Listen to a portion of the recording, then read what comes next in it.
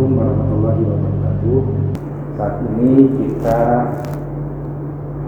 sedang berada di Laboratorium Uji Indrawi dan Sensori yang letaknya ada di Gedung C, lantai 5, Kampus Unpas Jalan Setiabudi. Tentu karena kondisi saat ini masih berjalannya atau masih berlangsungnya COVID-19, para mahasiswa belum bisa untuk melaksanakan praktikum secara langsung. Bahkan kuliah pun juga dilakukan secara daring. Namun demikian, proses pembelajaran dan proses praktikum harus terus berlangsung. Dengan konsekuensi kita harus melaksanakannya secara virtual, tanpa mengurangi makna dan arti dari praktikum uji indrawi dan sensori. Kami ingin memberikan yang terbaik kepada para mahasiswa, khususnya yang mengikuti praktikum uji indrawi dan sensori.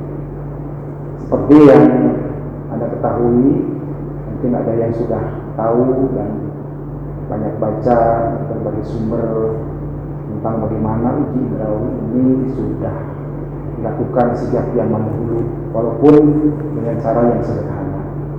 Misalnya ketika orang melakukan pencicipan atau mencoba satu jenis produk, lalu kemudian dia menyampaikan kepada yang memberikan produk tersebut, hanya sebatas itu. Seiring dengan waktu, di mana transaksi perdagangan membutuhkan kualitas atau mutu produk pangan yang baik, maka uji indrawi ini terus berkembang dan sangat dibutuhkan, terutama berkaitan dengan kebutuhan terhadap mutu ataupun kualitas. Yang tentunya kalau kita bicara mutu atau kualitas, maka produk pangan yang bermutu atau berkualitas harus dilakukan pengujian di samping pengujian terhadap respon ataupun analisis kimia, fisika, dan tentu adalah laboratorium. Saudara, kalau dikatakan uji indrawi itu apa dan apa sebetulnya yang dimaksud dengan uji indrawi dan sensori?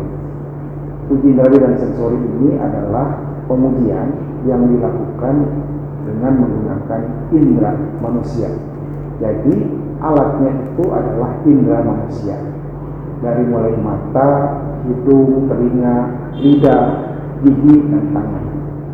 Nah, tentunya di dalam pengujian indrawi ini kita akan bagi menjadi beberapa kategori, termasuk kategori panelisnya.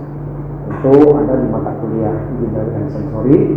Pada saat kuliahan, dosen menjelaskan mengenai definisi atau syarat yang bisa atau berhak untuk menjadi seorang panelis.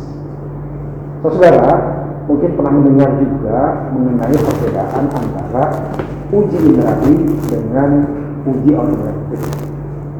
Seolah-olah sama, padahal keduanya itu berbeda. Mungkin saudara pernah mendengar bagaimana ketika kita di minimarket atau di supermarket ada yang menawarkan produk, lalu kemudian Anda mengkonsumsinya. Nah, apakah itu dikatakan sebagai uji indrawi atau uji otomatis? Lalu kemudian ada juga yang melakukan pengujian seperti di tempat ini, yaitu kita melakukan pengujian menggunakan bilik, sehingga antara satu panelis dengan yang lainnya tidak terjadi komunikasi atau interaksi. Nah, kalau dilihat dari pengertian uji indrawi ini dalam pengujiannya itu dengan perasaan. Pengertian perasaan di sini adalah tidak berdasarkan pada kesenangan atau kesukaan.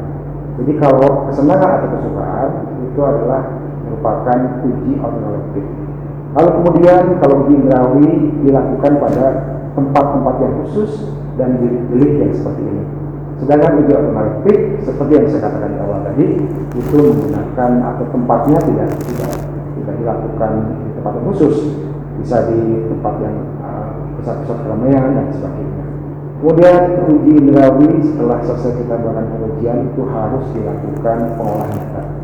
Dan ini penting karena hasil yang diperoleh tentu harus dihitung rata-rata, lalu kemudian diolah datanya, apakah terjadi signifikansi ataukah terjadi peningkatan ataupun penurunan kualitas. Tentu nanti selama praktikum saudara akan melakukan gambaran tentang bagaimana implementasi dari uji ini. Saudara, seperti yang saya katakan di awal tadi bahwa perkembangan uji indrawi ini terjadi karena adanya tuntutan atau permintaan terhadap kualitas atau mutu dari produk pangan. Apa sih yang dimaksud dengan mutu atau kualitas produk pangan? Tentu kalau kita bicara mutu atau kualitas, tidak hanya menyandarkan pada hanya satu penilaian saja. Misalnya penilaian terhadap hasil pengujian kimia, hasil pengujian fisika, atau hasil pengujian mikrobiologi. Yang dikatakan sebagai mutu itu adalah gabungan dari sifat yang tersembunyi dan juga sifat yang tak tersembunyi.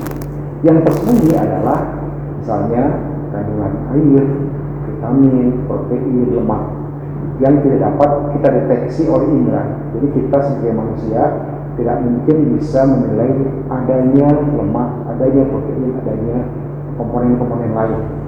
Itu dikatakan sebagai sifat tersembunyi. Sifat yang tersembunyi adalah itu yang akan kita praktikumkan, meliputi sifat-sifat yang nyata atau dirasakan, seperti rasa, kemudian aroma, tekstur, kenampakan, dan sebagainya. Dan itu dilakukan oleh indera manusia. Nah, saudara, di dalam praktikum uji indrawi ini berbeda dengan praktikum lain. Kalau Anda mengikuti dari sejak awal, ada praktikum kimia dasar, praktikum kimia analitik, lalu kemudian ada praktikum pasca panen, ya, teknologi pasca panen. Praktikum uji indrawi ini berbeda. Kenapa saya katakan berbeda? Karena seluruh praktikum yang ada di teknologi pangan, kecuali uji indrawi, menggunakan alat, menggunakan reaksi kimia, dan menggunakan instrumen lain untuk mengukur, untuk membuat, untuk menganalisis. Sedangkan di praktikum uji indrawi, maka instrumennya itu adalah praktikan sendiri. Jadi sebenarnya kalau dikatakan praktikum sekarang itu apakah akan efektif, sebenarnya harusnya dilakukan secara langsung. Namun sekali lagi tidak mengurangi dari mana praktikum hari ini, maka tentu para asisten nantinya akan memberikan yang terbaik dengan memberikan contoh-contoh, termasuk juga bimbing dalam pengolahan datanya. Nah, kemudian praktikan pada uji indrawi itu berfungsi atau berperan sebagai alat atau reaksi kimia. Maka panelis itu dikatakan sebagai biological detector. Nah, tentu antara alat dengan panelis ini ada keunggulan dan ada kekurangannya. Kalau dengan menggunakan panelis, kita akan bisa mendapatkan hasil yang beragam dalam satu kesatuan waktu. Bisa rasa, bisa aroma, bisa tekstur, bisa kenampakan, flavor, dan sebagainya. Tetapi kalau menggunakan alat hanya satu, misalnya untuk analisa kimia kadar air, maka alat kadar air dia hanya berfungsi untuk menentukan kadar air. Walaupun ada satu alat yang dapat melakukan analisa untuk berbagai jenis analisa, tetapi tidak langsung sekaligus. Kita sebagai manusia diberikan kelebihan oleh Allah, diantaranya adalah alat indera yang dapat melakukan pendeteksian. Satu kali percobaan, maka kita akan bisa memperoleh dari mulai warna, rasa, aroma, dan tekstur, dan sebagainya. Nah, tentu di samping ada kelebihannya juga ada kelemahannya. Jadi kalau alat itu kan dia bisa bekerja secara tetap, tetapi manusia akan menciptakan tidak bisa konstan, selalu bisa berubah-ubah, maka tentu yang menjadi masalahnya adalah dalam konsistensinya. Pengujian dilakukan pada pagi hari bisa kemungkinan berbeda pada siang hari dan malam hari. Tetapi kalau panelis tersebut merupakan panelis yang terlatih, bahkan panelis ahli, maka konsistensi itu akan terjaga. Yang saya maksud adalah kalau disebutnya sebagai panelis yang tidak terlatih. Lalu Anda sebagai praktikan dikategorikan pada jenis panelis yang mana? Tentu Anda pernah mendapatkan materi panelisnya ahli, terlatih, dan tidak terlatih. Kalau dikatakan sebagai terlatih, kita tidak melakukan praktikum setiap hari, tidak pernah mencoba produknya setiap hari. Nah, karena itu dikatakan sebagai panelis yang terlatih tidak mungkin. Dikatakan tidak terlatih, apa bedanya? Kita disamakan dengan mahasiswa jurusan lain. Lalu kita masuk kategori yang mana? Kita masuk kategorinya agak terlatih, berbeda dengan yang tidak terlatih. Kenapa? Karena Anda pernah mendapatkan mata kuliah uji indera dan sensori, kemudian Anda juga hari ini mendapatkan atau mencoba, ya, walaupun secara virtual, untuk melakukan praktikum uji indera. Artinya tentu ada kelebihannya. Nah, karena itu walaupun dengan praktikum virtual ada kelemahan, karena kita memang kondisinya darurat. Semoga nanti kalau sudah normal, bisa saja nanti dilakukan satu atau kedua tahapan untuk mencoba langsung, karena memang dalam praktikum ini kita harus bisa untuk mendapatkan pengalaman, karena kita akan mengasah psikomotorik. Kemudian saudara, materi yang dilakukan di praktikum ini ada kurang lebih 13 materi yang akan dibagi menjadi 5 kali pertemuan, ya, di mana materi-materi yang diberikan dari mulai proses penginderaan, lalu kemudian umur simpan, kemudian metode-metode pengujian, kemudian yang tak pentingnya adalah pengolahan data hasil pengujian. Mengapa ada pengolahan data? Karena data yang kita terima, yang kita dapatkan itu masih data mentah, tentu harus dibantu sebelum kita mengambil suatu kesimpulan. Bisa signifikan, bisa juga tidak signifikan, dan sebagainya.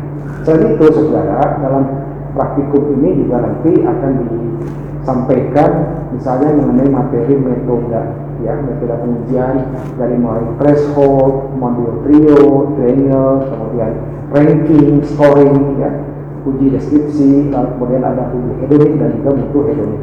Tentu metode-metode ini dalam pelaksanaannya tidak sama, dan tentu juga aplikasinya pun juga bisa berbeda-beda, ya, di lapangan, dan ini juga akan bisa membantu untuk industri pangan.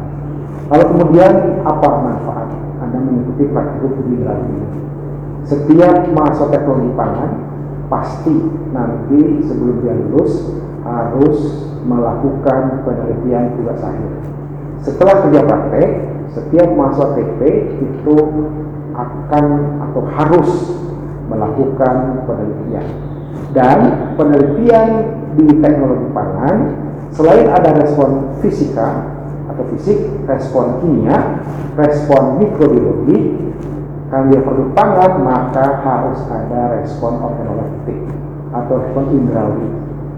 Selain manfaat untuk tugas akhir, uji indrawi dan sensori ini kalau dilakukan di praktikum juga akan bermanfaat bagi saudara ketika saudara bekerja di industri pangan.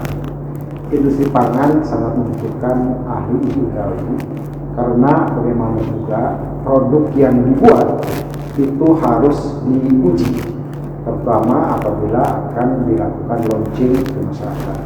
Jadi sebelum dipasarkan, maka harus dilakukan terlebih dahulu untuk pengujian pasar, sehingga apabila nanti pasar tidak menerima, maka perlu ada perbaikan-perbaikan.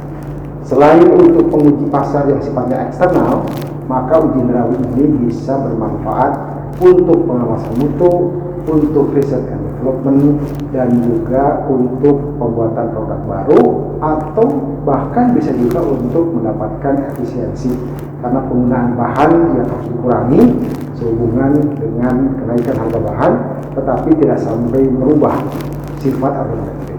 Kemudian yang ketiga, manfaatnya adalah ketika Anda berwirausaha di bidang pangan, produk pangan, maka Anda bisa memanfaatkan uji indrawi ini untuk kemajuan bagi perusahaan.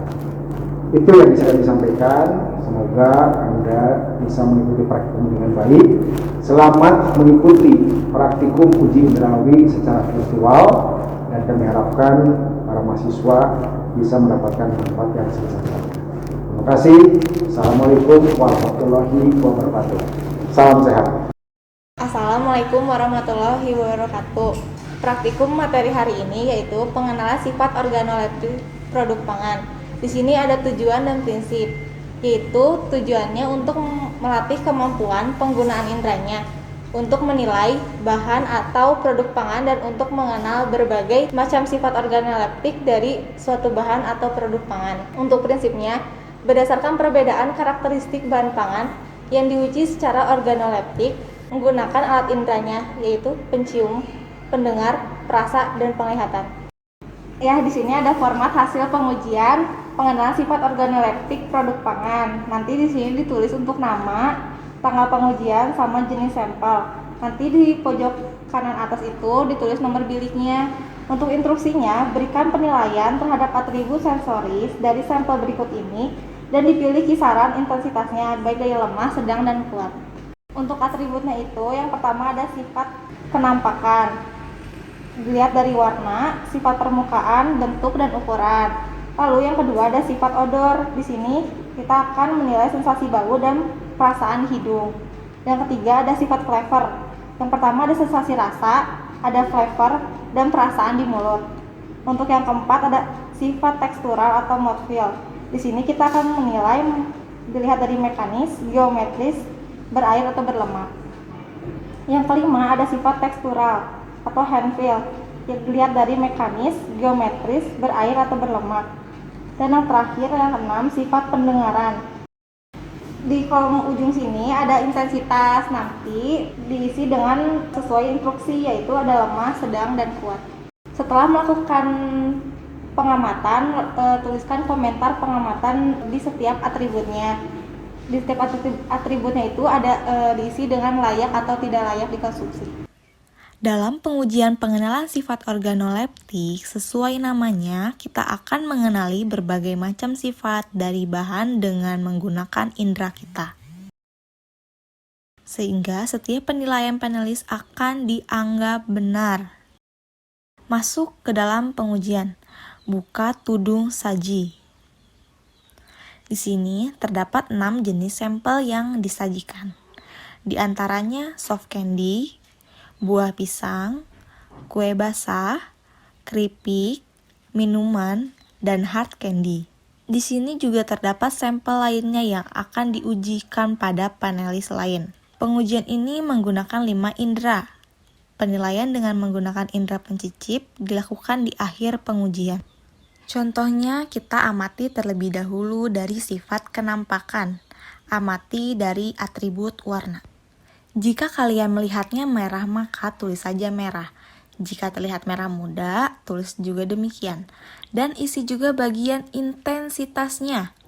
Apakah merahnya itu lemah, sedang, atau kuat? Di bagian sifat permukaan, dari pandangan kalian, apakah terlihat kasar, lunak, atau bagaimana? Penilaian dengan menggunakan indera penglihatan sebaiknya sampel dilihat pada latar putih agar lebih jelas, seperti saat kalian literasi untuk melihat TAT. Masuk ke sifat odor. Nilai sampel dengan melewatkan bahan di dekat hidung. Di sensasi hidung, aroma apa yang tercium? Jika aromanya seperti stroberi, maka tuliskan aroma khas stroberi. Untuk perasaan di hidung, tuliskan apakah sampel tersebut beraroma tajam atau menyengat.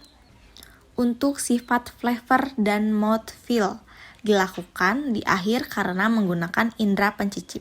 Langsung ke sifat teksturan hand feel dengan menggunakan indera peraba. Untuk bagian mekanis, sentuh sampel dan jangan berikan tekanan yang dapat merubah bentuk sampel. Apakah terasa berpasir, kasar, atau lembut? Tuliskan sesuai apa yang dirasakan.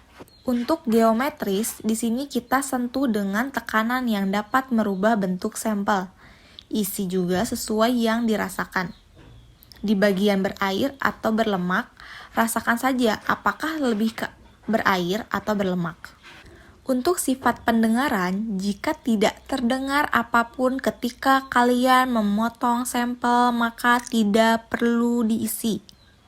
Sebagai contoh, sifat pendengaran bisa diisi dengan crunchy, crispy, getas, dan lain-lain. Kemudian masuk ke sifat flavor dan sifat textural mouthfeel. Untuk sifat flavor, di sini kita menggunakan kedua indranya, yaitu indera pencicip dan pencium. Caranya, simpan sampel di lidah dan kemudian ambil napas untuk merasakan dua sensasi yang berasal dari penciuman dan pencicip. Untuk sifat textural mouthfeel, mekanis dan geometris, pengertiannya sama dengan hand feel. Penekanan pada sampel dapat menggunakan lidah atau gigi. Jangan lupa untuk mengisi intensitasnya, seperti sensasi bau, apakah dia lemah, sedang, atau kuat. Selain itu, isi juga bagian komentar pengamatan. Apakah bahan tersebut layak atau tidak layak untuk dikonsumsi. Jika penilaian sudah selesai pada satu sampel dan akan pindah ke sampel lainnya, lakukan kalibrasi indera, seperti pencicip dengan menggunakan air kontrol. Pada sampel yang berbentuk larutan, lakukan penilaian sensasi bau dengan mengangkat sampel seperti ini. Karena di sini terdapat 6 sampel, jadi lakukan penilaian pada setiap sampel tersebut pada lembar hasil pengamatan yang berbeda. Cukup sekian materi pengenalan sifat organoleptik. Terima kasih atas perhatiannya.